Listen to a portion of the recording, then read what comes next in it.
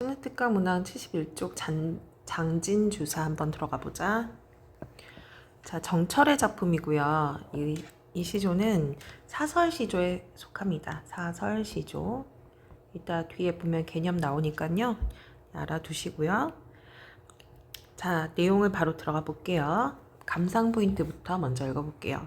이 작품은 국문학상 최초로 사설시조로 알려져 있는 작품이다. 작가 정철의 호방한 성품이 호방하다라는 건 성격이 굉장히 쾌활하고 솔직하다. 권주가로 분류된다. 권주가라는 건 술을 권하는 노래입니다. 초장에는 꽃을 꺾어 술잔수를 세마는 낭만적인 모습이 나타나고, 그러니까 초장에는 꽃을 꺾어 술잔에 술을 세난다. 그리고 중장에는 죽은 후에 무덤에 가는 모습과 세월이 지나 무덤에 찾아와 술을 권할 사람이 하나도 없는 상황을 드러내고 있다. 자, 지금 중장에서는요, 실제로 이뤄진 일은 아니야. 근데 내가 죽고 나서의 미래를 뭐 하고 있는 거죠, 얘들아? 가정해서 지금 생각해 보는 거죠. 상상해 보는 거예요. 종장에는 나중에 후회해도 아무 소용없음을 밝히며 인생의 무상함과 현재의 즐거움에 충실할 것을 강조하고 있다. 그래서 이 시는 크게 초장, 중장, 종장으로 구성이 되어 있고요. 원래 시조가 초장, 중장, 종장이지만 자, 먼저 느낌부터 알고 가겠습니다. 초장과 종장까지의 화자의 태도가 변화를 가지고 있는데요. 자, 처음에는 꽃을 꺾어 자기가 먹은 술잔에 술을 세마는 분위기는 자, 낭만적인 분위기죠. 여기서 화자의 태도는 술을 권하며 술 마시는 풍류를 즐기고 있다라는 거야. 풍류 어렵게 생각하지 마. 즐거움이야. 중장. 자, 중장에서는 분위기가 자, 죽음도 피할 수 없는 죽음이 언젠가는 오겠구나라는 생각을 하고 자, 무덤 주변에 펼쳐진 적막한 풍경을 묘사하고 있습니다. 그리고 세월이 흐르면 아무도 무덤을 찾지 않을 거다라고 생각하는 거죠. 이거는 현재 벌어진 거니? 아니죠. 현재인 내가 뭐 하고 있는 거죠? 미래를 상상하고 있는 거죠. 그래서 중장에는 화자의 태도가 어떻냐면 자신이 죽은 후에 자신에게 술을 권하는 이가 없음을 떠오르게 된다.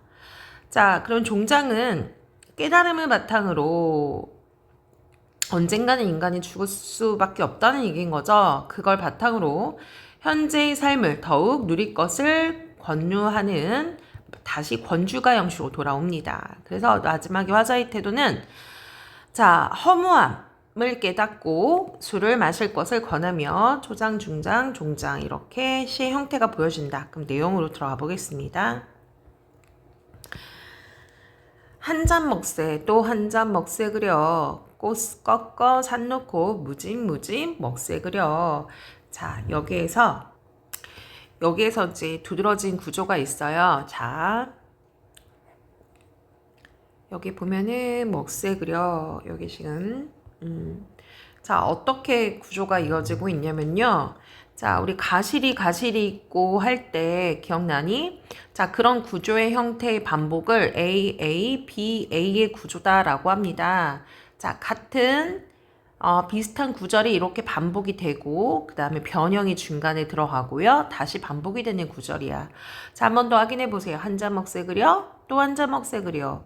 자, 꽃 꺾어 산 놓고 무지무진 먹세 그려. 어떻게 합니까? 반복이 되고 있지요. 그죠? 자, 이렇게 하면서 어떤 효과가 있는 겁니까? 네. 자, 운율감이 느껴집니다. 운율감도 느껴지고요. 두 번째는 얘는 어떤 형식의 시조라고 했죠? 그래요. 권주가잖아. 그지? 권주가 형태의 어떤 밝고 경쾌한 느낌을 준다.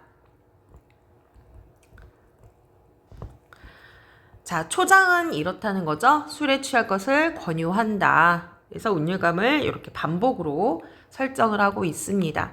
자, 근데 자, 여기서 어떤 행위가 있지요. 술잔을 먹는 즐거움의 행위. 자, 어디죠? 여기죠. 꽃 꺾어 산 놓고 무지무진. 어떻게 한 잔 먹고 꽃 한 위 꺾고, 두 잔 먹고 꽃 한 위 꺾고. 어떻게 하죠, 얘들아? 굉장히 풍류적이고 어떤 분위기예요? 낭만적인 분위기를 나타내고 있지요. 자, 이제 중장으로 넘어갈게요. 이 몸이 이 몸이 죽은 후면 여기서 화자를 얘기하는 거죠, 얘들아. 이 몸이 죽을 거다라는 거예요. 자, 화자를 얘기하는 거죠. 이 몸이 죽은 후면 근데 실제 이거 일어났습니까? 아니죠. 실제 일어나진 않았고요. 뭐 하는 거예요? 상상하는 거야. 상상. 미래의 상황을 상상하고요. 또 뭐 하는 거죠? 가정하는 거죠. 가정. 죽는다면 어떻게 될 것인가 볼까요? 지게 위에 거적 덮어서 이제 매어가나 유소보장. 자, 유소보장의 만인이 울어내냐? 자, 쉽게 말해서 수많은 사람들이 울 것이냐? 이런 뜻입니다. 유소보장 여기 뜻 안 나왔어요? 네, 여기 나와 있네요. 술이 달린 비장맛 주로 상여 위에 친 장식 같은 거예요. 자, 정리해보면 두 가지의 상황을 상상을 해서 나눠서 얘기를 하고 있는데요. 지게 위에 자기가 죽어서 어떻게 되겠어요?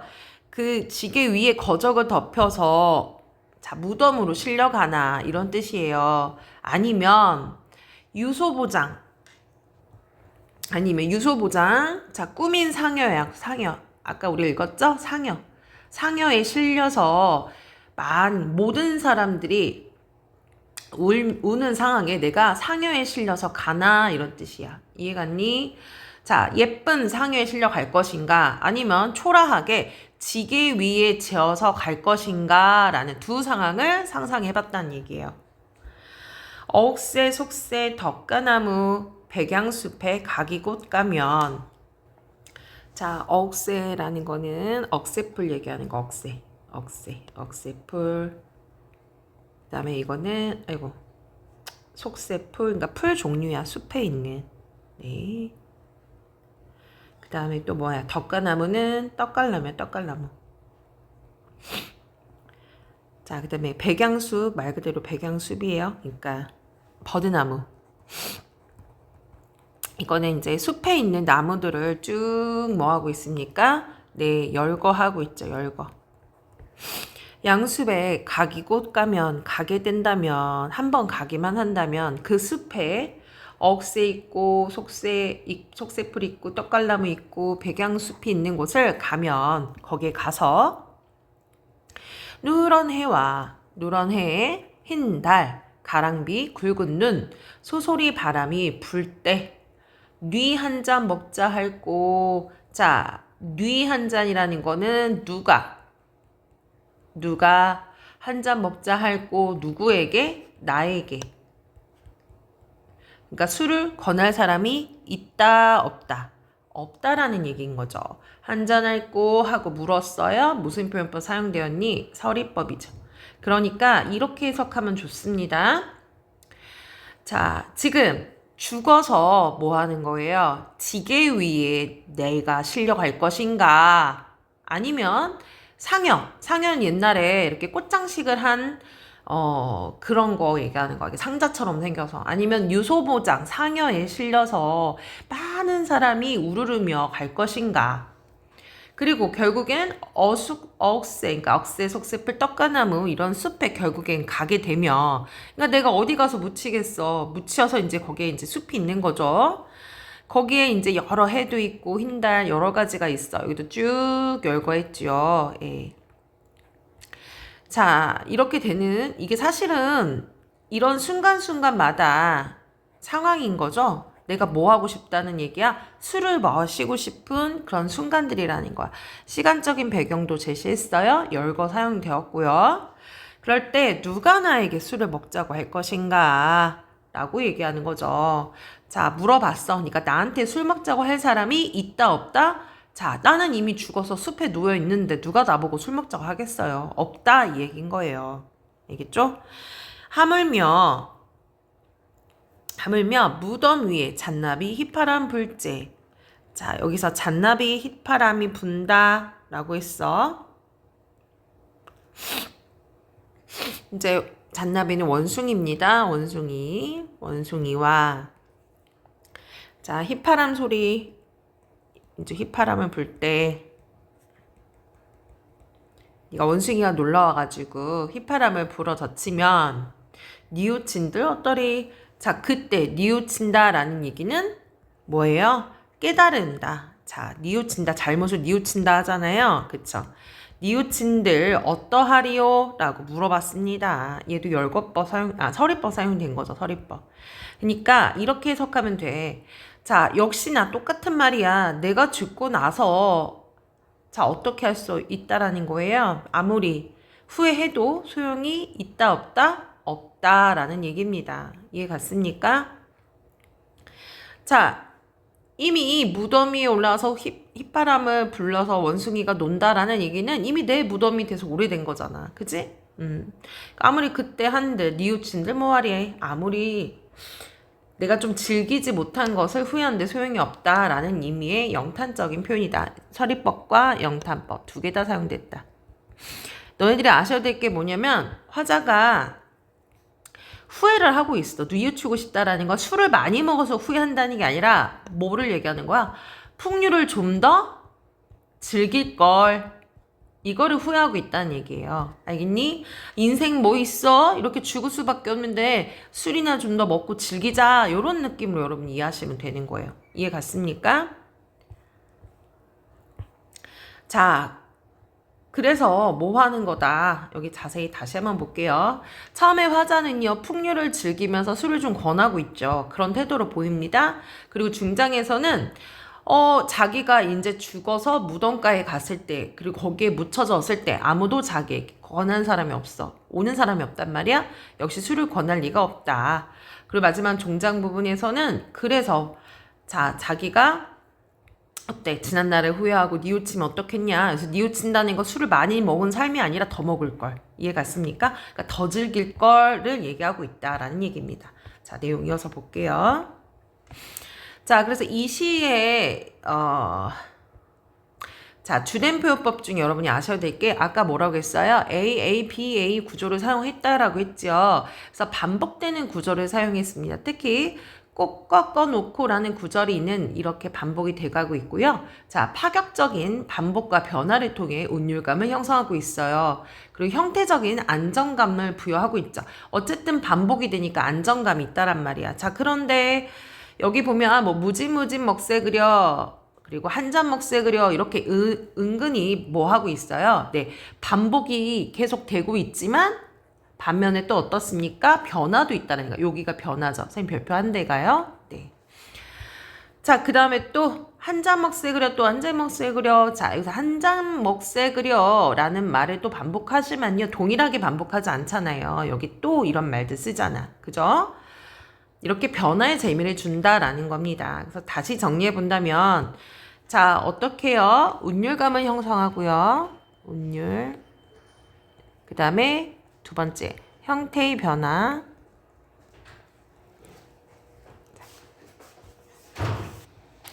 그래서 형태의 변화를 주고 있다. 그리고 세 번째, 시의 어떤 안정감을 제공하고 있다. 네.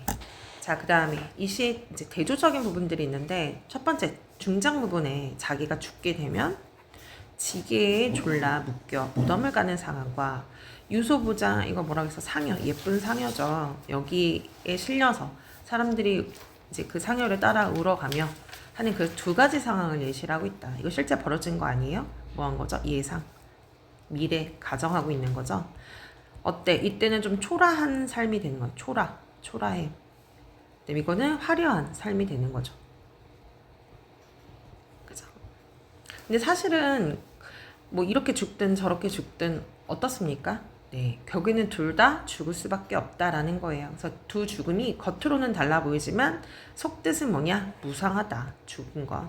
자, 이게 서로 상황을 대조를 통해 다른 점을 예를 들어서 그렇다고 내가 만인에게 우러러보고 싶어서 상여 타는 삶을 살고 싶다라고 얘기하는 게 아니고 결국에는 상여를 타고 가는 것이나 아니면 지게나 상여나 어차피 죽는 것은 동일하다라는 얘기를 하고 있는 겁니다. 그래서 결국에는 인생 무상을 얘기하고 있다.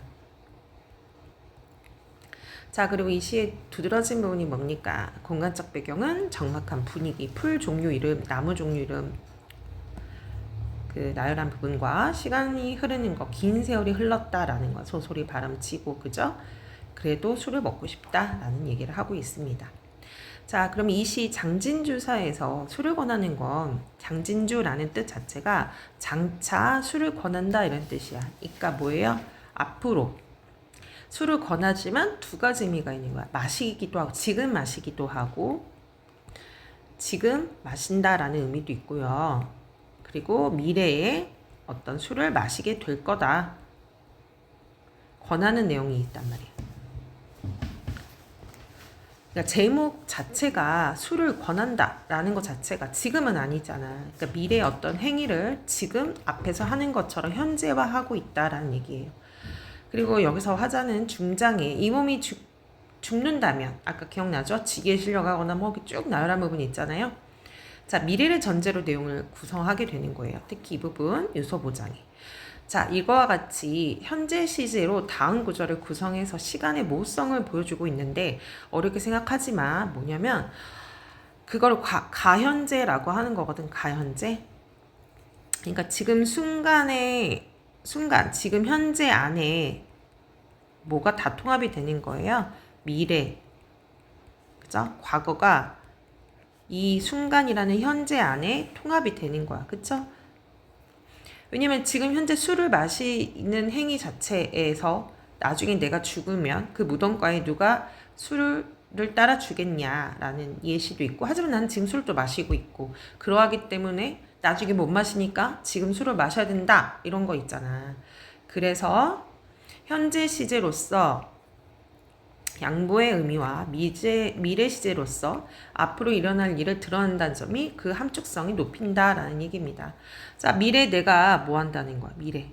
어차피 술 마시기 어려우니 죽으면 어려우니 뭐예요?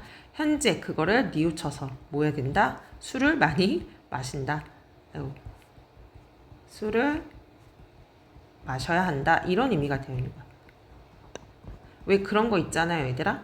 우리가 어디 뭐 외국 여행을 갈 때 외국에 가면은 맛있는 음식을 못 먹으니까 한국 음식 못 먹으니까 지금 김치볶음밥을 많이 먹어야 된다. 이런 느낌처럼 그런 거야. 그죠? 지금 김치볶음밥 먹고 있어. 외국 여행 가가지고 어차피 많이 못 먹으니까 지금 먹는다. 그러니까 미래와 현재가 통합이 되는 거죠. 그래서 함축성이 있다라는 얘기입니다. 자, 그럼 보기와 같은 작품을 관련 지어 이해할 때 유의할 상황은 무엇인가 라고 했어. 우리 앞부분의 초안각 기억나지 얘들아? 거기서 이제 초패왕이 죽음을 맞고 그 안에 우리는 상과 죽음의 모습을 봤어. 그죠? 자, 그리고 두 번째에서 장진주사의 경우 죽음 이후의 상황을 화자는 상상을 했지. 그래서 화자의 발언에서 상과 죽음은 어떤 의미로 받아들여야 하는지도 보는 거야.